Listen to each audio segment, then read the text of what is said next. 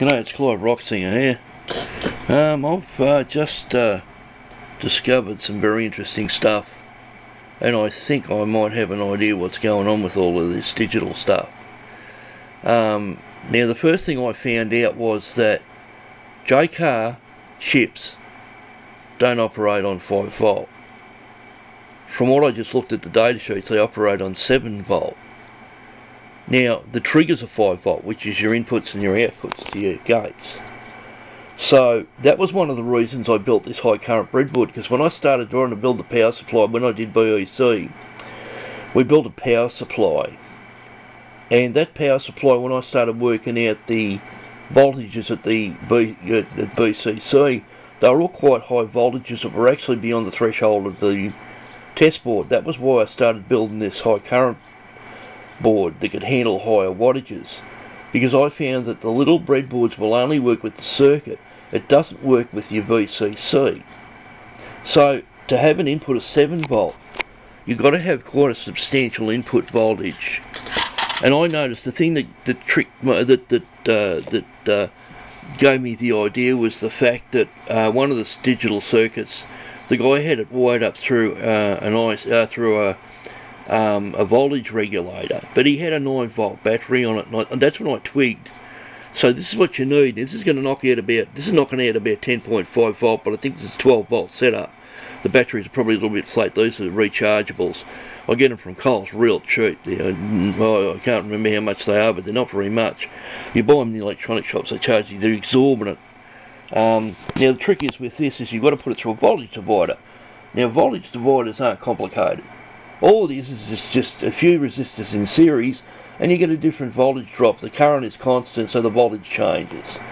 So all you really got to do is you got to mess around with it until you get. You got to get. I was going for 7.2 volt VCC to allow for any little losses in the circuit. And so I've been fiddling around with this, and I've finally got this up and running. I've got my beautiful new meter now that actually reads current. It actually bloody well does what I paid it to do. The other one's stuffed. He bullshitted to me and told me that I had it on the wrong setting. He was just full of shit. That wasn't the case at all. It doesn't work. I just tested it against the new meter. Now here we go. This one's reading current. Now it's 146 milliamp. Now the wattage across this circuit, that one in the middle, a 47 ohm, that's copping a whole watt. These are. Oh, what's going on there? Is that smoking? Oh yes, oh no. That's right. I might turn that off because these are fairly high wattages. These are wattages that are too high for your little breadboard. The little breadboard, you can poke a 1 watt resistor in there, which are your slightly bigger ones. I'll go to my little ones here. Where have I got them? There you go. They're your little.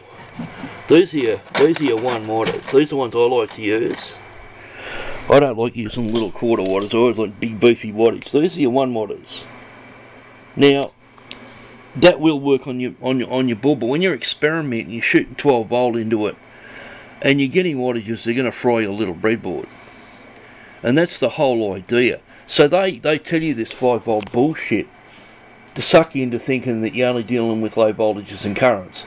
The fact is that once you start talking about VCCs and driving circuits, your current's going to rise, and when your current rises and you've got a standard voltage, you're going to get higher wattage, and you're going to start frying components.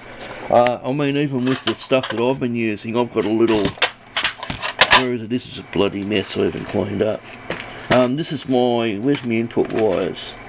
I've got a couple of input wires I made up here, and the little wires are the little jumpers that you can get, and they're fried because I can't handle the wattages I've been putting through them. So, yeah. So, bottom line with IC chips, the first thing you do with the Jacar is go on their site and download their data sheets directly off their site. Don't go using the generic ones.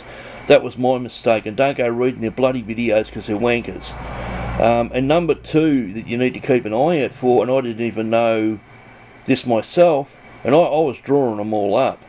The difference between a NOR and an XNOR is they flip them around the other way. So your inputs on your NOR are going to be 1 and 2, and your output's going to be 3, but on an XNOR, your output is number 1 and your inputs are 1 and 2 and 3. So you've got to be real careful of that. So all these are little tricks to trap you. So the first thing you need to do is build this high current breadboard. And I'm going to put the dimensions up on the internet and how I made it. And this is intended to be a module. So the reason I do it like this is that it's really a big mistake to do electronics when you're at home. And I at one stage had a circuit, and I had all these tools and stuff lying all over the bench, and I had my camera and everything on there, and I found the bloody circuit was turned on. The idea of this is you keep it way above the... See all this crap here? Now, this is warts and all, but this is what happens when you're building circuits. You know, you can make a mess. But the good part about this is see where the resistors are way above everything, so you can't put anything on top of the circuit and fry it. See how these are all above the level of the bench. That's the whole idea. And the idea with this is you go vertical. You build it, you know, up this way, and you have like a tower, and it looks really impressive. And you can get to it. It's really easy to get to. It's easy to clip components in. You've only got to snap them into the little alligator clips. This isn't a very expensive thing to build, and all this stuff's readily available. So Clive Rocksinger signing off. Yeah, I'm a little bit I'm very annoyed with this local Jacar idiot for not understanding what he sells. And he's saying, oh, look it up on the net, but the information I've been looking up on the net have been done BECs. I know how these circuits work, so I asked him half a dozen times for the footprint, and he didn't know what I was talking about. The footprint's all supplied in their data sheets, and I believe some of these have got different input and trigger voltages as well. I noticed one that looked like it had a 2 volt switch turning it on, so you need to be very specific with this stuff. Read the data sheets from Jacar, get onto the Jacar site, look up the chip, and then download the data sheet and make sure that you know where all the ins and outs are and what the voltage levels are supposed to be, especially a VCC. Okay, so signing off, Clive Rocksinger. Thank you for watching.